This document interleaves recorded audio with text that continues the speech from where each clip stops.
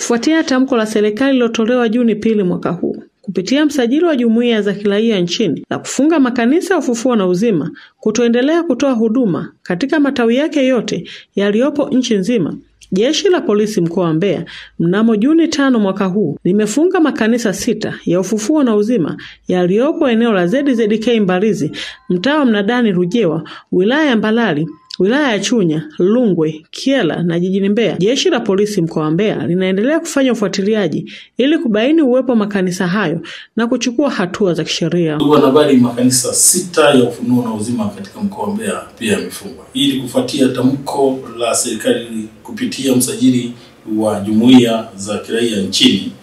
la kufunga makanisa ya Ufufuo na Uzima na kwamba kutoendelea kufanya shughuli katika matawi yake yote yaliyopo nchini. Hivyo Jeshi la Polisi mkoa wa Mbeya baada ya kupokea maelekezo hayo tuliweza kufanya ufuatiliaji na kufikia tarehe 5 mwezi wa 6 mwaka 2025 jumla ya makanisa 6 ya Ufufuo na Uzima yaliweza kufungwa katika mkoa wetu wa Mbeya, na haya yalifungwa moja likiwa katika wilaya Mbalizi, wilaya ya Polisi Mbalizi, mawili yakiwa katika wilaya ya Chunya, moja katika wilaya ya Mbeya na nyingine katika wilaya ya Mbalali. Kwa hiyo kufanya jumla na moja katika wilaya ya Kyela, na kufanya jumla ya makanisa 6 katika mkoa wetu. Lakini bado kufuatiliaji unaendelea kufanyika, na pindi tutakapobaini tutaweza kuhakikisha kuyafunga yote na kuweka ulinzi. Mpaka sasa hivi tumeweka ulinzi kuhakikisha kwamba hakuna shughuli zinazofanyika, na tumeshirikisha viongozi wa maeneo hayo ambako makanisa yamejengwa, kuwataka wananchi na waumini kwa ujumla pamoja na viongozi wa dini wasifanye shughuli hii ya kuendesha shughuli za kidini katika makanisa haya. Ni kwamba mahakama ya wilaya ya Chunya imemhukumu kifungo cha maisha jela mtu mmoja anaitwa Joachim Joseph Rutebo, miaka 30, mkazi wa kijiji cha Lupatinga baada ya kupatikana na hatia kwa kosa la kumbaka mtoto wa miaka 4.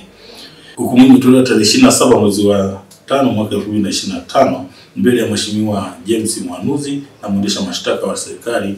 ambaye ni mkuu wa mashtaka katika wilaya hiyo, Mwajabu Tengeneza. Na tukio hili lilitokea tarehe 23 mwezi wa 12 mwaka 2024 saa 1:30 asubuhi huko katika kijiji cha Ifuma kilichopo kata ya Lupatinga tarafa ya Kipimbayo wilaya ya Chunya, ndipo mtumiwa baada ya hapo aliweza kukamatwa na kufikishwa kituoni na kuweza kukamilika na hatimaye kufikishwa mahakamani hadi kufikia hatua ya kuweza kupatikana na kifungo hiki. Wakati huo mahakama ya wilaya ya Chunya imemhukumu mtu mmoja ambaye anaitwa Obedi Abrahamu Mrugara, miaka 36, kwa kosa la kumbaka mwanamke mwenye umri wa miaka 31. Mtumiwa amekamatwa na kufikishwa katika kituo cha polisi na hatimaye tarehe 27 mwezi wa 5 mwaka 2025 mbele ya Mheshimiwa James Mwanuzi, na kesi ikiongozwa na mwendesha mashtaka wa serikali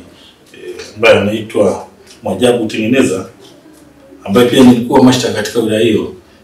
Waliweza kufikia hatima ya kumtia hatiani mtumiwa huyu baada ya ushahidi uliotolewa kujitosheleza.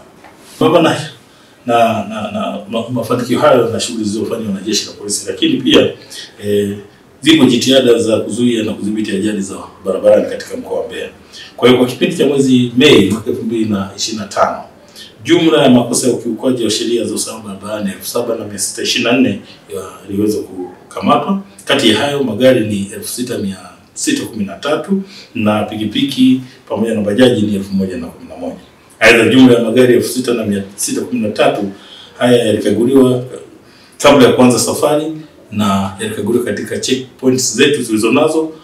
katika mkoa wetu wa Mbeya, ambako ni katika maeneo ya Inyala, Shemango pamoja na Kiwambi. Pia jumla ya madereva wawili walifikishwa mahakamani kutokana na kukiuka sheria ya usalama barabarani kwa kuendesha vyombo vya moto kwa uzembe na kuhatarisha maisha ya watumiaji wengine wa barabara. Lakini pia madereva 8 hawa wamefungiwa leseni zao za udereva kutokana na makosa hatarishi, ikiwemo kusababisha ajali, mwendo kasi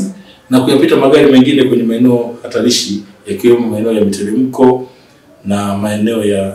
ambayo tunasema ni hatarishi, kwa mfano kwenye milima yetu ya Inyala na Mlima Nyoka, kwa maana ya long overtaking. Kwa hiyo baada ya taarifa hii ya miundombinu hii ya mawasiliano kuhujumiwa, mnamo tarehe 4 mwezi wa 6 mwaka 2025 majira ya saa 9 alasiri, Msako mkali uliendeshwa na jeshi la polisi tukiwa tunashirikiana na maafisa wa kampuni ya Halotel, na ndipo kikosi hiki cha Makachero kikishirikiana na maafisa walifika maeneo ya Sido katika jiji la Mbeya, ndipo waliweza kuwakamata watuhumiwa wakiwa na vyuma vya minara ambavyo ni typical pieces, vipande 8 vyenye urefu wa mita 5.5 kila kimoja, lakini pia kulikuwa na waya wenye urefu wa mita 560. Vifaa hivyo vyote viliibiwa